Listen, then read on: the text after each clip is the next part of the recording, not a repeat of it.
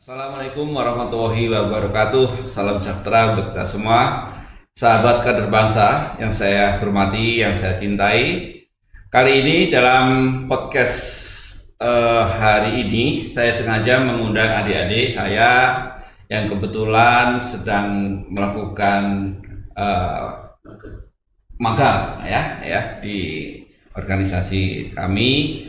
Dan saat ini juga saya mengundang seorang profesional namanya Pak Edi Pujianto. Pak Edi Wijayanto ya. Ini yang materinya akan kita bahas pada siang ini, yaitu disiplin. Seperti yang lalu-lalu selalu saya ada kolega SKB yaitu Mas Imam sebagai narasumber utama hari ini. Mas Edi ya, seorang trainer yang kebetulan juga akan membantu dalam program-program pengembangan kader bangsa. Nah, Mas Imam dan teman-teman, kenapa materi disiplin ini saya angkat atau kita angkat lah ya pada siang ini? Karena saya melihat justru masalah disiplin ini menjadi pondasi pembangunan bangsa. Jadi menurut saya atau banyak para pakar mengatakan disiplin adalah menjadi tonggak yang serius atau tonggak besar dalam pembangunan bangsa. Ya, bangsa ini akan maju kalau rakyatnya, kalau masyarakatnya itu disiplin. Dengan disiplin yang kuat, insya Allah negara ini akan maju. Namun nyatanya kedisiplinan ini dari ujung perilaku teman-teman di sudut sana timur sampai barat atau barat sampai timur ini menunjukkan kelakuan yang luar biasa, termasuk elit politik. Dan ini bahaya sekali ketika bangsa ini terlena dengan masalah disiplin. Nah, pertama teman-teman nanti saya minta masukan ya, Anda tanya saja sama Mas Imam. Mas Imam Rationo ini adalah seorang psikolog kebangsaan yang kebetulan memang menjadi bagian dari Sekolah Kader Bangsa. Mas Edi bagian desain program-program yang nanti akan dikembangkan di pelatihan-pelatihan yang nanti akan kita gulirkan dalam waktu kurang lebih 1-2 bulan ke depan. Nah, Mas Imam, menurut Anda simpel saja, nggak usah dielaborasi banyak-banyak. Menurut Anda bagaimana masalah disiplin di Indonesia ini? Yang Anda lihat, Iya, kalau ditanya saat ini kondisinya memprihatinkan, Pak. Memprihatinkan. Ya, disiplin yang dikerjakan oleh teman-teman kita, termasuk kita sendiri sebagai anak bangsa itu sangat memprihatinkan, Pak. Ya, sekedar ilustrasi, karena saya seorang psikolog, Pak ya. Beberapa tahun lalu kami ini pernah mengundang seorang psikolog dari Rusia, Pak. Nah, kan beliau kan datang untuk menghadiri sebuah acara gitu kan. Dan seperti biasa, acara kita telat 1,5 jam ya gitu. Nah, komentar beliau ini, kok bisa ya orang Indonesia itu telat 1,5 jam dan merasa seperti tidak ada apa-apanya. 1,5 jam telatnya. Di negara kami kalau itu terjadi itu rasa bersalahnya itu tinggi sekali, Pak. Ini kan fakta nyata kan, dan itu kita lakukan bertahun-tahun gitu kan. Jadi disiplin itu sebuah produk, Pak. Sebuah produk seperti halnya mobil. Disiplin sebuah produk yang didesain, dikerjakan dengan sungguh-sungguh, dijaga dengan sungguh-sungguh, dipelihara dengan sungguh-sungguh, di reward dan di punishment dengan sungguh-sungguh gitu. Jadi kalau hari ini kita merasakan bahwa disiplin kita itu sangat memprihatinkan, ya karena memang kita tidak pernah membangunnya dengan sungguh-sungguh. Betul. Nah, sekarang pertanyaannya, mau sampai kapan kita seperti ini, dan akan seperti apa Indonesia di masa depan ketika disiplinnya tidak kita maksimalkan? Ya, terima kasih nih. Jadi itulah sahabat kader bangsa ya. Memang masalah disiplin ini menjadi krusial. Tadi dicontohkan 1,5 jam terlambat tapi merasa tidak bersalah. Ini luar biasa. Itu karakter kita ya. Bukan karakter bangsa Indonesia. Mudah-mudahan enggak lah, itu oknum ya. Tapi memang tidak hanya sekedar saat itu gitu Pak. Saya lihat di jalanan-jalanan itu juga luar biasa, orang saling moto ya, sehingga banyak orang yang nggak sabar ketika harus ada antrian-antrian itu. Kita lihat ya kalau ada orang pembagian itu, pembagian apa saja lah, pasti rebutan. Dan itu kan menunjukkan kualitas bangsa ya sebetulnya. Nah, Mas Edi gimana? Ada yang Anda temukan? Bagaimana menurut Anda ya, pandangan Anda tentang disiplin di Indonesia ini? Ya. Ngomongin disiplin secara umum, kalau orang ditanya, kalau kamu dengan kata disiplin, apa yang ada di benak pikiran Anda? Biasanya orang satu sederhana sih, biasanya cuma ngomong, oh disiplin itu keteraturan, oh disiplin itu tepat waktu, oh disiplin bla bla bla bla gitu ya. Secara terminologi bahasa orang bisa menyebutkan. Nah, saya coba mau mengajak ngomong konteks disiplin itu coba dari sisi waktu. Jadi kalau ngomong disiplin itu pasti erat hubungannya dengan waktu. Jadi contoh, waktu itu bisa kita dekati dengan yang makro maupun yang mikro. Kalau yang makro itu kan sederhana, karena kita diciptakan Tuhan dari lahir sampai meninggal, itulah ngomong makro waktu. Yang di dalamnya ada disiplin. Kalau kita ngomongin mikro, itu bahwa rentang kehidupan kita berinteraksi dengan masyarakat itu ada satuan waktu yang namanya detik, menit, setahun, 2 tahun. Jadi itu mikro. Nah, pertanyaannya gini, Tuhan juga ada bilang, bahkan bersumpah demi masa, demi waktu. Jadi, nah teman-teman, ini yang kita nggak kaitkan disiplin itu sebetulnya bagian dari pertanggungjawaban kita terhadap waktu, baik mikro dan makronya.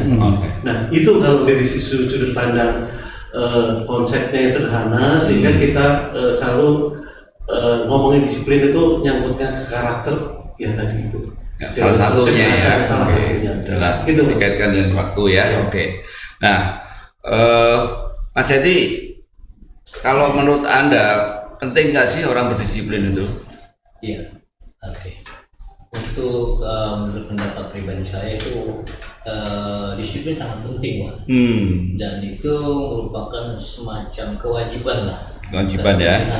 Dan arti rutinitas sehari-hari, kegiatan sehari-hari yang kita lakukan itu seperti apa? Karena berkaitan juga dengan seperti Pak Ini bilang, dengan waktu yang sudah biasa kita lakukan. Seperti itu.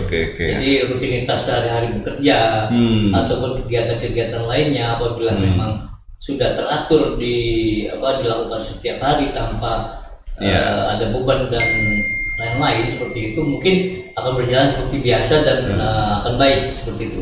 Nah itu masalahnya dari disiplin ini banyak faktor juga yang akan mempengaruhi, seperti faktor-faktor lain misalnya, yang sehingga yang seharusnya tepat waktu ada hal-hal dan faktor lain yang mempengaruhi tidak tepat waktu seperti itu. Karena kan dan Anda sendiri gimana kira-kira kalau dari segitu? Ya kalau menurut saya ya itu dia tadi yang saya bilang tadi. Ada penghambat. Nah, ada faktor-faktor yang sebelumnya bagaimana caranya memprepare. Jangan sampai kita berkaitan dengan waktu tadi kan, disiplin tepat waktu untuk hadir di suatu tempat pekerjaan ataupun dimanapun kita ada kegiatan seperti itu. Mungkin gitu ya. Kalau kamu punya pandangan soal disiplin, menurut kamu gimana? Disiplin itu gimana? Penting sih. Penting gitu. Kira-kira kenapa kalau penting menurut kamu? Karena dinilai buat kesopanan juga. Kesopanan. Contohnya kayak apa ya kok disiplin terkait kesopanan? Pernah mengalami satu apa terkait dengan kesopanan misalnya?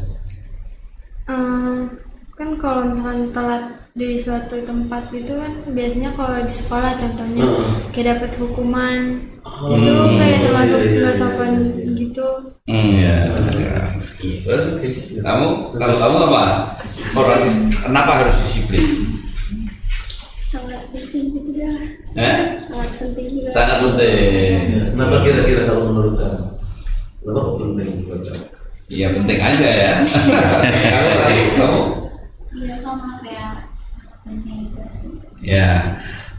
Sahabat kader bangsa, memang saya sengaja inilah teman-teman ya dari SMK belum berani bicara ya. Dan ini sasaran kita dalam konteks pembelajaran sekolah kader bangsa. Saya ingin mengajak mereka terlibat di podcast ini supaya tahu bahwa untuk mengartikan sebuah disiplin itu ternyata tidak hanya sekedar nanti disampaikan, tapi dengan saya ajar di sini dia akan memikirkan bahwa disiplin itu penting.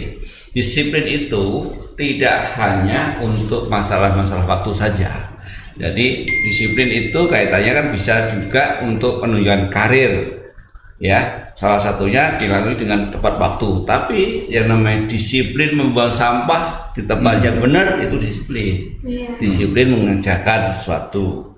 Disiplin dengan komitmen. Nah, komitmen itu apa? Komitmen tidak harus dengan orang lain, dengan diri sendiri. Itu juga, ya kan? Disiplin karena ada sesuatu yang terkait dengan dampak.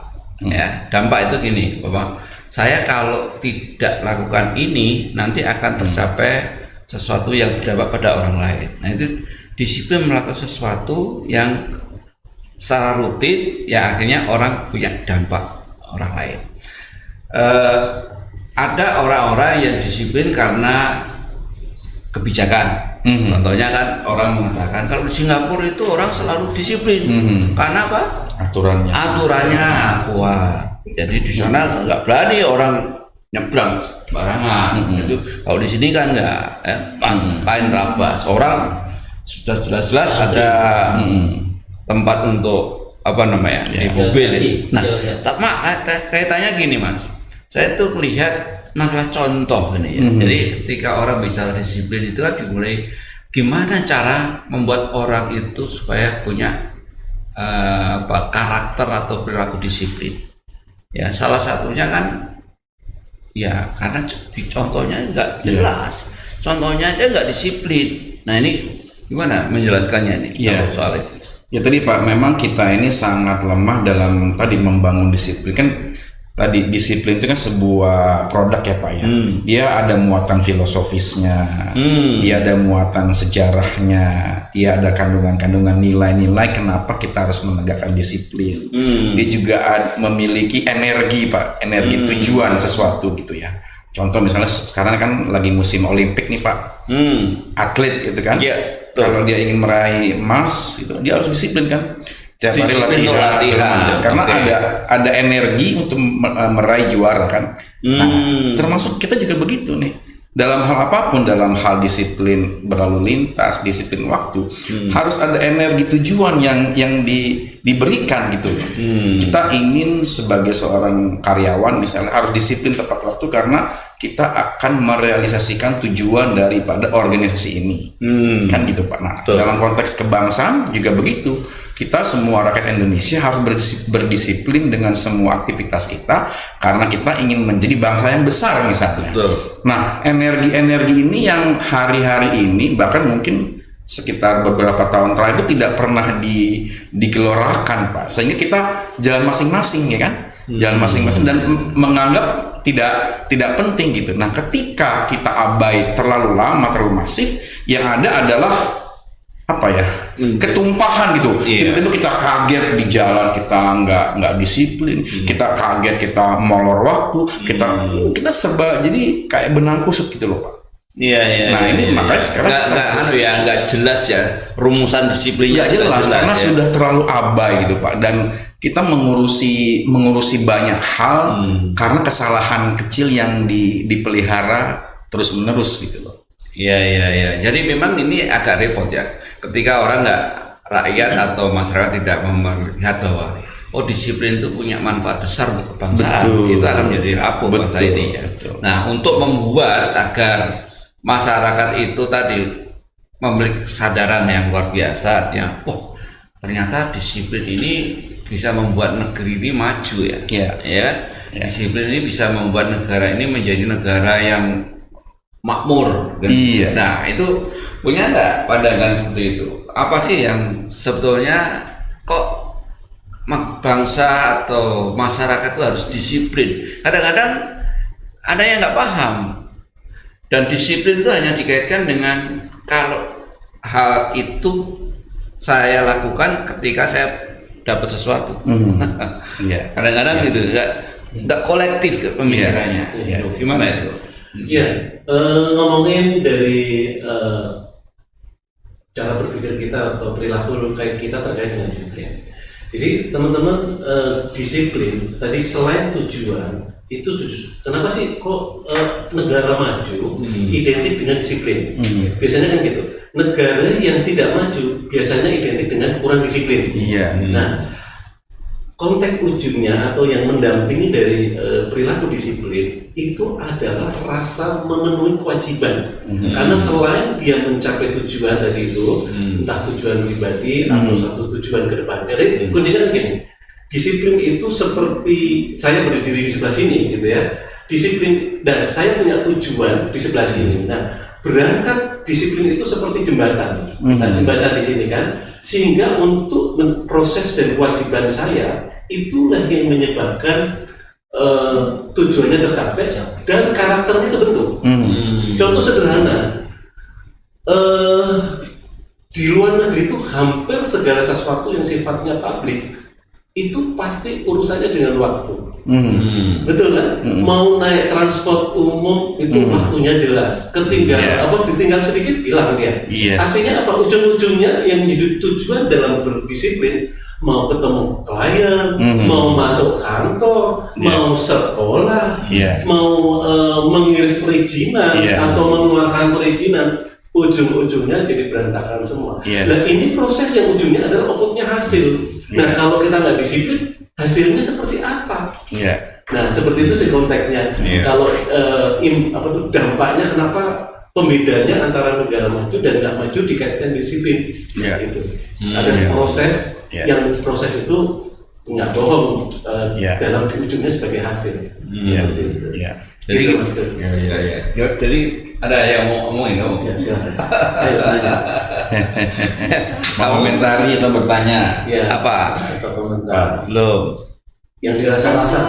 Apa? Disiplin tuh bertentangan dengan waktu sama perilaku aja. Apa ada yang lain? Oh, pertanyaannya disiplin itu terkait hanya dengan waktu dan perilaku. Bagus ini. Artinya gimana ini dijawab, Mas? Disiplin itu ya semuanya deh ya. Jadi ya berkaitan dengan waktu, berkaitan dengan perilaku juga ya. Itu semua komponen-komponen yang akhirnya menciptakan sebuah disiplin bisa berjalan dengan baik ya. Contoh nih misalnya nih yang sering jadi keluhan kita nih, pesawat delay misalnya. Pesawat itu harusnya berangkat jam 2 ya kan? Karena banyak penumpang itu sudah mengatur waktu, tiba di tempat tujuan 1 jam, ada acara jam 4 gitu. Nah, ketika pesawat ini delay karena apapun alasannya ya kan, itu kan pasti akan merugikan banyak orang ya. Kalau satu pesawat itu ada katakanlah 100 penumpang saja kan, berapa kerugian materi non materi yang diakibatkan sebuah airline yang tidak disiplin mengupayakan bisa berangkat tepat waktu. Nah, berarti di situ ada pemahaman disiplin terhadap waktu dan perilaku dari orang-orang yang mengupayakan agar pesawat ini bisa take off dengan tepat waktu. Nah, akhirnya gitu contohnya. Iya. Jadi disiplin itu selain masalah waktu juga masalah aktivitas atau perilaku. Karena orang ingin punya perut kosong atau nggak buncit gitu kan harus disiplin diet dan waktu, tapi harus diet tidak makan yang berlemak, itu kan disiplin. Artinya disiplin sesuatu yang kaitannya dengan perubahan supaya ada lagi disiplin pemikiran itu juga. Jadi kita tidak waktu tapi mikir, dari setiap hari selalu ada yang kita pikirkan. Soal waktunya kapan saja, tapi selalu tiap hari. Konteksnya apa? Maka kalau saya seringkali di kamar mandi. Itu kamar mandi itu sebuah sebuah waktu yang dimana saya selalu mikir. Karena sambil mikir, sambil baca, sambil itu dari karena waktunya sangat berharga. Jadi di kamar mandi aja untuk mikir-mikir negeri ini kan gitu ya. Nah, Mas, tapi ya ada dua hal yang atau beberapa hal ya. Di Indonesia ini kan memang ya disiplin belum menjadi sebuah budaya dan semuanya mengakui lah banyak sekali karena tidak disiplin akhirnya nggak mencapai sesuatu. Termasuk dalam bernegara, ya kan? Akhirnya kita tidak berdisiplin, yang kaitannya dengan pembangunan karakter tadi, ya akhirnya penyimpangan ada di mana-mana, ya kan? Menyimpang. Nah, rakyat ini kan disuguhkan dengan contoh-contoh. Ada sebuah contohnya makan tiba-tiba di jalan ada mobil, nggak tahu itu ya, mobil dari pejabat yang melanggar, katanya ya apakah itu punya apa namanya sejauh mana ini bisa mempengaruhi opini atau pandangan masyarakat ya tentang contoh-contoh seorang pejabat. Ya, menurut Anda gimana itu? Ya, memang untuk para pejabat ya di level elit gitu ya, baik eksekutif. Maksud saya berpengaruh nggak? Iya, sangat berpengaruh Pak, karena kan bagaimanapun mereka adalah pejabat publik yang dimana diberikan kekuasaan, diberikan kesempatan, diberikan fasilitas dan dampak-dampak yang mereka perbuat baik keputusan maupun perilaku itu kan akan disorot Pak. Secara media mereka diliput oleh wartawan, ya kan? Menjadi berita online itu kan akan menjadi viral kan, dan viral itu kan akan dicontoh. Tinggal masalahnya contohnya ini yang baik apa yang negatif gitu kan. Kalau lebih keseringan yang negatif yang ditampilkan kan itu kan bagaimanapun juga kan jadi makanan keseharian masyarakat kan. Mereka punya dalih, punya menjadi kepercayaan ya. Legitim kan pejabatnya sudah mencontohkan melawan arus atau tidak taat aturan atau pakai kendaraan yang tidak berlisensi misalnya kan. Dan nggak apa-apa itu. Dan nggak apa-apa ya. Saya tinggal ini maka ini yang juga contoh juga sangat penting dalam konteks penegakan disiplin, Pak. Ya. Boleh nambahin Mas. Jadi kita kan benar sih bahwa pejabat itu kan authority, dan mereka menjadi role model. Karena kenapa?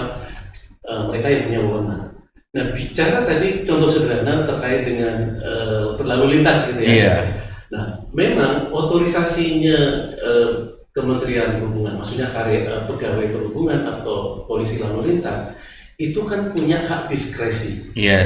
Nah, cuma yang jadi masalah, gitu kan? Yang jadi masalah itu kalau memang dalam rangka melakukan tugas, terus dia melakukan diskresi, gitu ya, oke, kan melanggar aturan. Tapi itu kan dalam rangka tugas. Sekarang pertanyaannya nih, dan kalau nggak tugas, apalagi yang diskresi itu diberikan kepada orang yang mau bayar. Wah, itu pertanggungjawabannya nggak cuma di dunia, demi masa kan itu. Semua detik menit sampai di ujung kematianmu itu dipertanggungjawabkan. Bahkan saya beberapa ngobrol sama teman-teman yang teosentrik, coba ngerti dengan seperti itu, mereka bisa buktikan bahwa gitu ya, itu jadi gini, hukum alam atau ya sunatullah gitu ya. Jadi balasan itu kadang-kadang nggak usah nunggu nanti di akhirat. Gitu, karena hukum energi itu kan hukum kekalahan energi kan itu selalu balance. Kamu melanggar di sini, alam akan memberikan balasannya yang setimpal.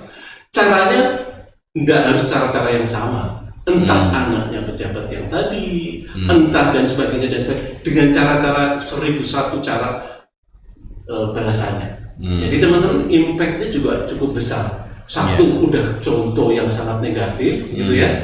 Kemudian yang kedua, buat kehidupan pribadi dan pertanggungjawaban ke depannya dan keluarganya itu juga dia harus bertanggungjawabkan.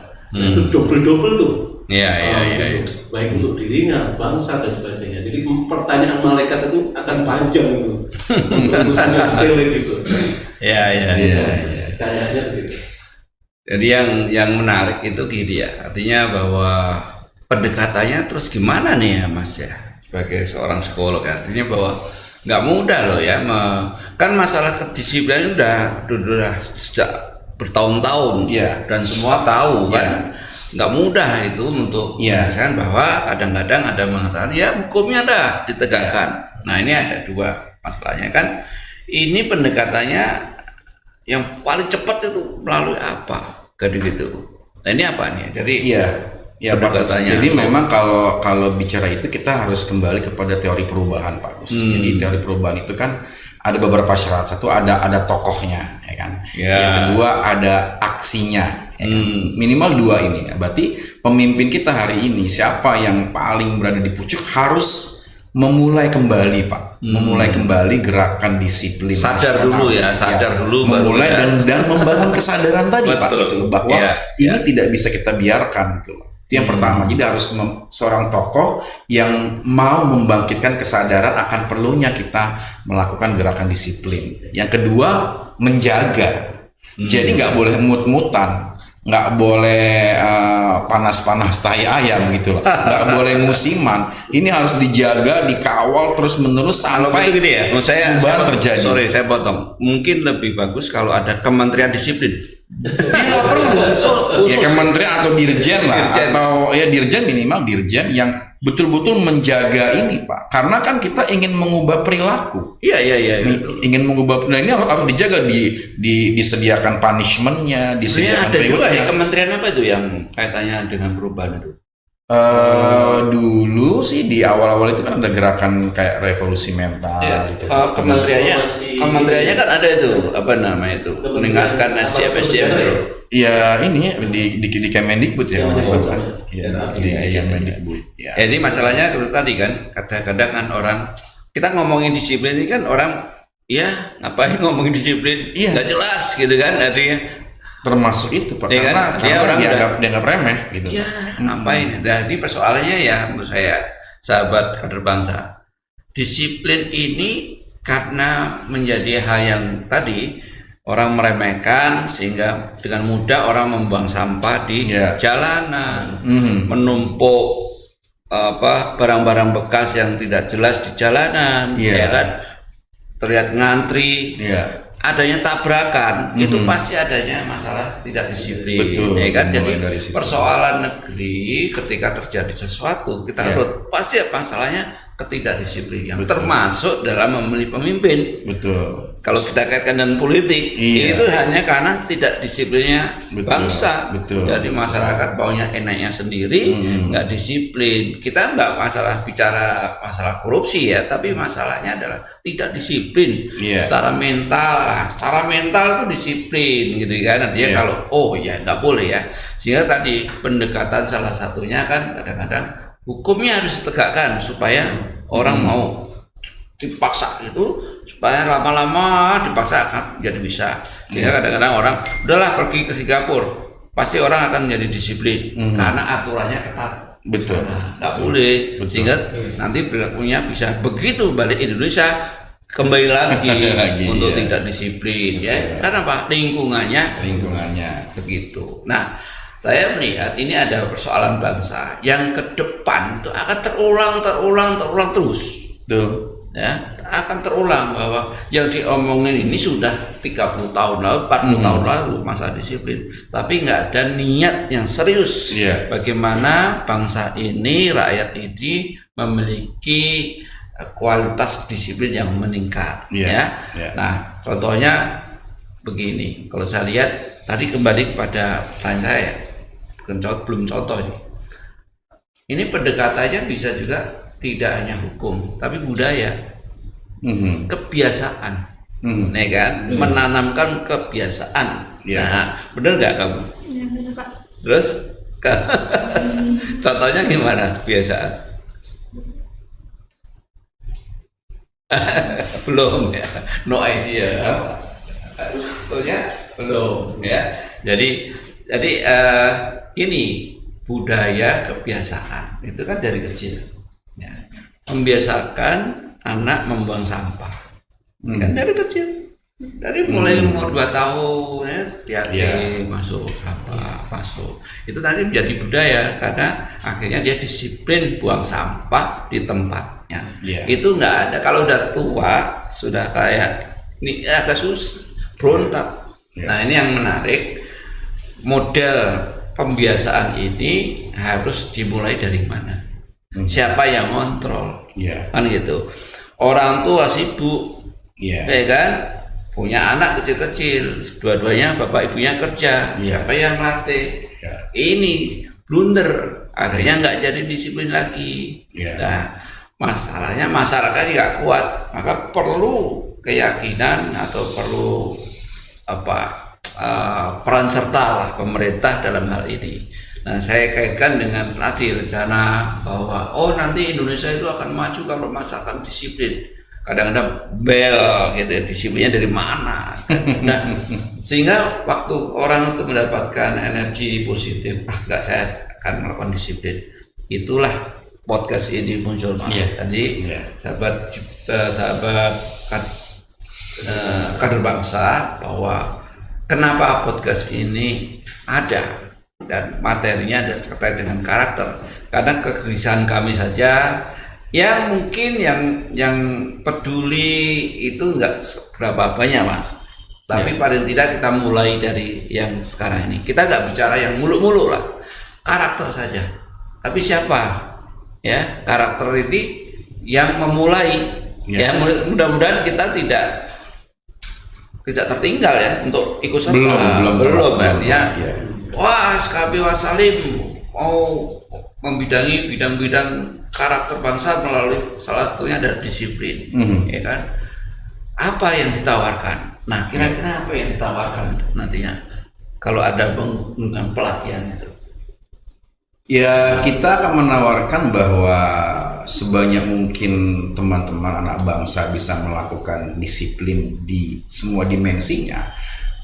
Gerakan disiplin itu akan membuahkan hasil yang sangat bermanfaat untuk pribadi, untuk lembaga, untuk kelompok, dan terutama untuk kemajuan bangsa kita gitu. Dan itu harus dikerjakan secara bersama-sama.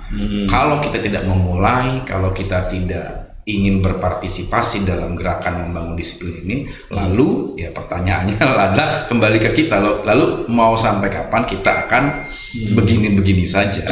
Mau sampai kapan kita akan menjadi bangsa yang mediocre atau bahkan bangsa yang tidak maju-maju, kan begitu, Pak? Itu aja tawaran kepada teman-teman nih untuk bisa ikut serta dalam gerakan membangun disiplin. Kalau boleh nambahin, jadi gini, mengenai disiplin, disiplin itu bukannya barang yang baru lah. Kalau kita ngomongin di dunia pendidikan juga sebetulnya sudah diajarkan, apalagi dari mulai SD, SMP, SMA. Dan kalau saya perhatikan coba fakultas pendidikan di beberapa universitas, udah pasti makanannya juga di situ.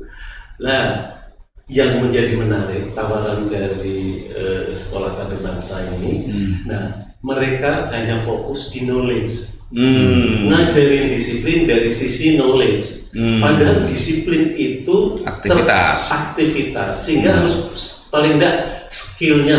Nah, untuk sebelum jadi skill itu kan kita harus trigger orang-orang, gitu ya, mengenai beliefnya dia.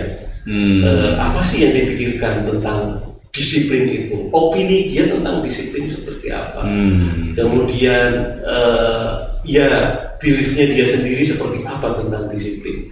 Kalau dia sendiri, ya Pak, saya ragu. Dan inilah yang kita akan coba tawarkan nanti, sehingga menjadi satu yang skillful, behavior change gitu, perubahannya. Kemudian dari behavior ujungnya adalah performance atau kinerja kebiasaan peserta. Dan ada komitmen. Betul. Jadi nanti akan kita minta, karena itu adalah untuk pembuktian hasil ujinya adalah komitmen yang akan diobservasi.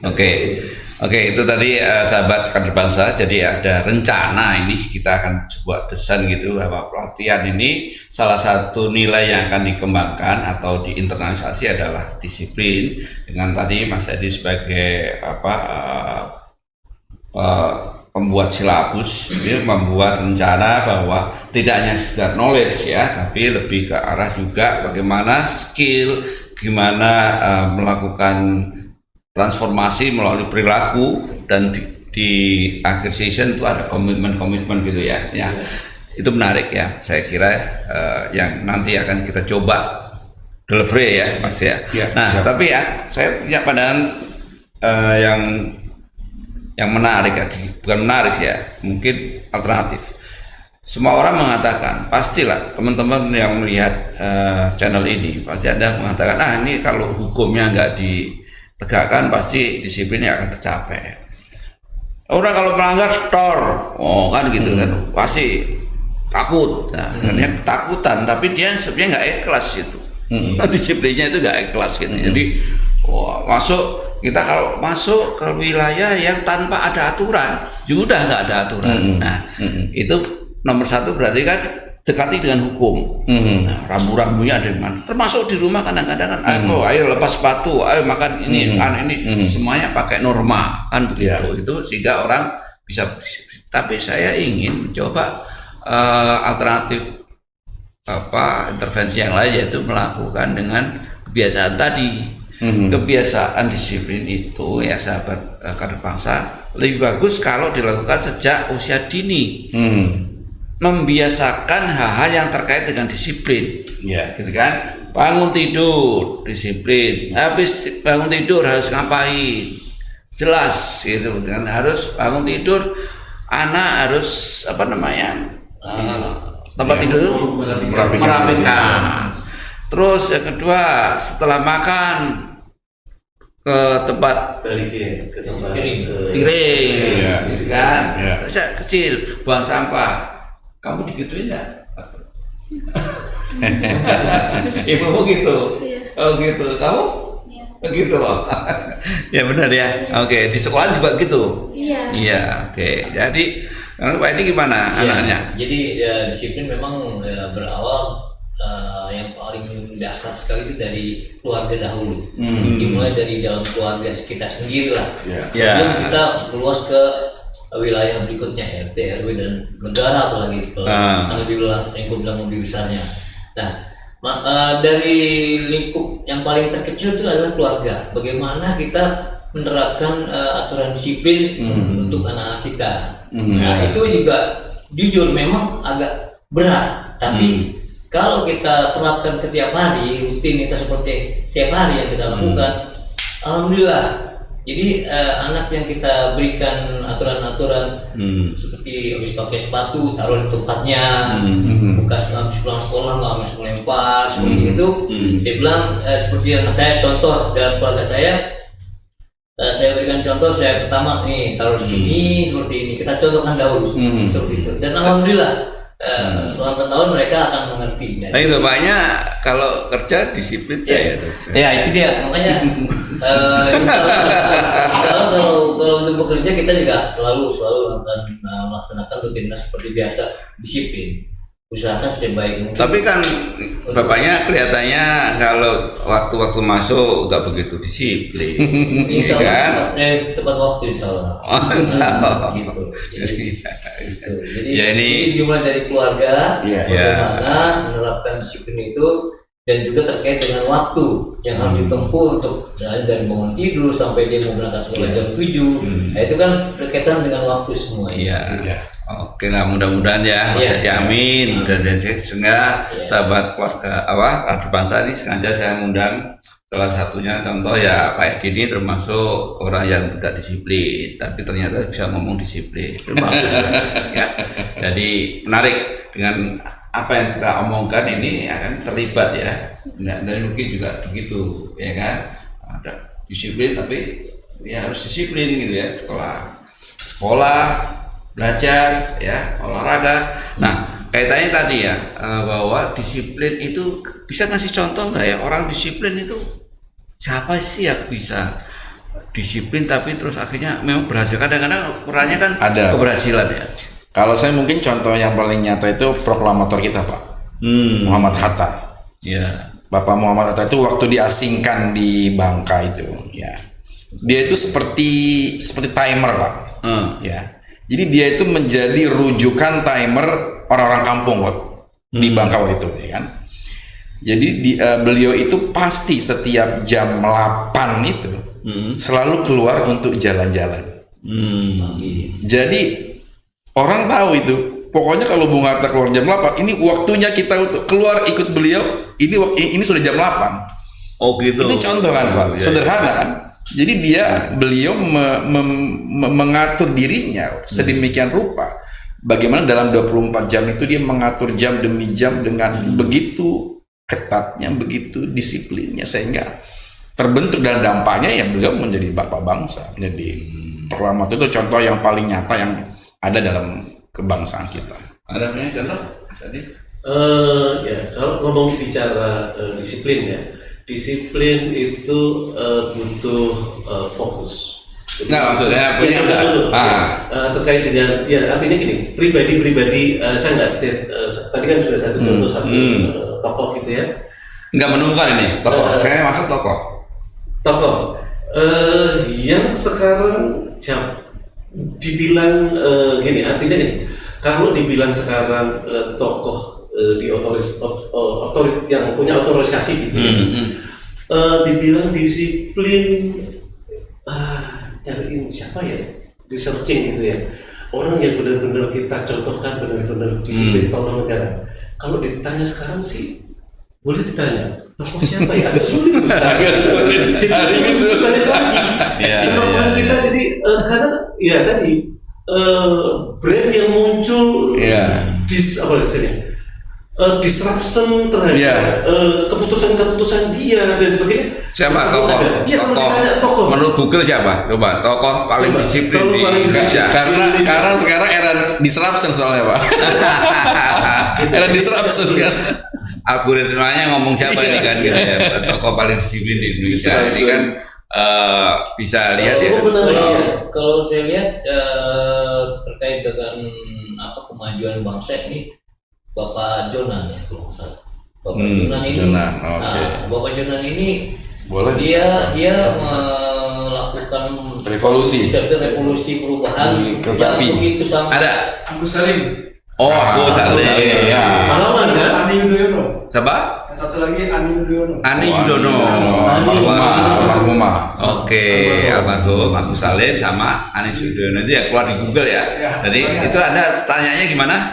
Siapa tokoh paling disiplin di Indonesia? Nah, sahabat kader bangsa ternyata setelah Jangan justru yang rumitnya kan gini kan. Yang sudah almarhum. Yang satu sudah almarhum, Dua-duanya. yang kedua meskipun almarhum bukan pengambil orang yang punya otorisasi, artinya pendamping dari seorang presiden gitu ya. Tapi mungkin bisa dicek di situ nanti. Tapi Jonan itu menarik Pak, Jonan itu menarik karena kan beliau seorang eksekutif yang dampak dari keputusannya melahirkan kedisiplinan hari ini dalam hal perkerjaan. Setuju.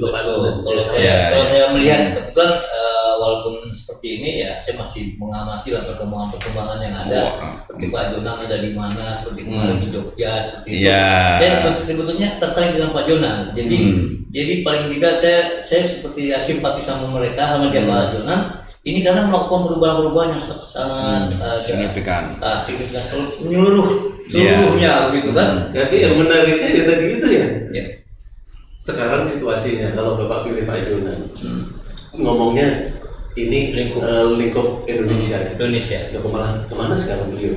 Malah tidak dikasih. Itu dia. Nggak dikasih peran. Jadi malah Karena terlalu disiplin. terlalu disiplin gitu ya. Jadi bikin orang bermasalah. jadi menjadi orang yang aneh kan lingkungannya misalnya. Jadi setiap atau menjadi penyakit malah. Jalur kereta yang dilalui kereta itu harus ditutup semuanya. Jadi itu sangat bagaimana sebetulnya?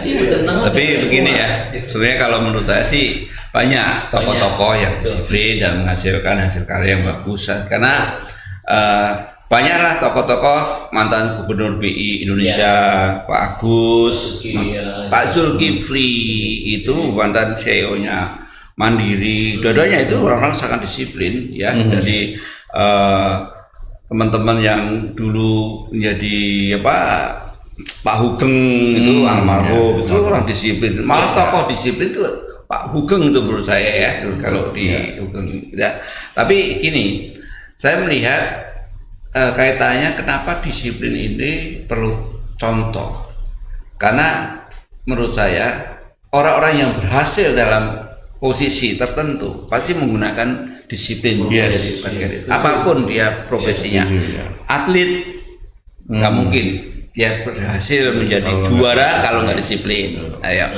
Kalau apalagi pemakan orang yang profesor beneran tapi ini nggak profesor beli. Nggak mungkin dia tanpa disiplin yang ketat. Dia harus belajar, harus bikin paper, harus disiplin. Ya, akhirnya jadi profesor, guru besar, ya kan? Apalagi kali atlet tanpa disiplin pasti susah. Sekarang orang yang memiliki kesehatan yang luar biasa, ada orang umur 86 tahun, ini tetangga saya namanya Pak Suparno, Sehat, itu sehatnya luar biasa. Kenapa? Disiplin, olahraganya disiplin, makannya disiplin, luar biasa. Itu akhirnya buah yang dihasilkan adalah ketika usia 86 dia tetap sehat dan bisa mempengaruhi atau memberikan masukan pada teman-teman lainnya. Itu disiplin. Yang terakhir mungkin disiplin juga bisa dikaitkan dengan orang yang kaya. Kita ini karena nggak disiplin, nggak kaya-kaya. Nggak disiplin menabung, nggak disiplin untuk menyiapkan kerja keras. Kita kerjanya kan kadang luntur, keras, keras gitu enggak. Nah itu akhirnya ya gini-gini saja ya gitu. Maka saya harapkan Mas dalam kaitan ini supaya kita ini SKB Wassalim yang akan kita coba launching nanti 2 bulan depan, itu kita harus latih disiplin kita. Kita setiap Senin insya Allah kita selalu lakukan podcast. Disiplin podcast, ya kan? Kita ngajarin orang lain tapi kita gak disiplin, ya kan? Oke. Saling mengingatkan. Jadi rambu-rambu disiplin itu ada di tadi Pak Edi bilang keluarga, tapi di perkantoran, di lingkungan. Nah, yang menarik tadi dengan podcast ini saya berharap teman-teman yang melihat video, ayo gimana mulainya ketika Anda mempengaruhi orang untuk melakukan disiplin. Ini penting. Jadi apapun ya. Podcast ini saya berharap untuk menjadi media untuk bisa mempengaruhi yang lihat, mempengaruhi teman-teman yang hadir bahwa disiplin penting. Sehingga karena ketika Anda tidak disiplin, itu Anda tidak akan mendapatkan nilai poin untuk diri Anda, yang kedua di masyarakat, dan apalagi untuk bangsa. Itu poinnya. Jadi memang nggak seksi orang bilang ngomongin disiplin Pak ya. Wah kalau ya seksi itu kita ngomongin kaya, bagaimana kaya dalam waktu 5 hari gitu kan, instan. Tapi begitu ngomong disiplin, udahlah ya kan, seneng nggak kamu lebih baik ngomongin kaya kok gitu. Nah saya kira itu dulu ya sore ini, dan mudah-mudahan apa yang ingin kita sampaikan kepada publik ini semata-mata tidak ingin menggurui sebetulnya Mas, kita hanya ingin bahwa ada persoalan di negeri ini yaitu masalah disiplin. Mulainya dari mana disiplin ini kita lakukan, bagaimana kita kembangkan, kita sosialisasikan, itu tergantung kewajiban, kematangan diri kita masing-masing ya.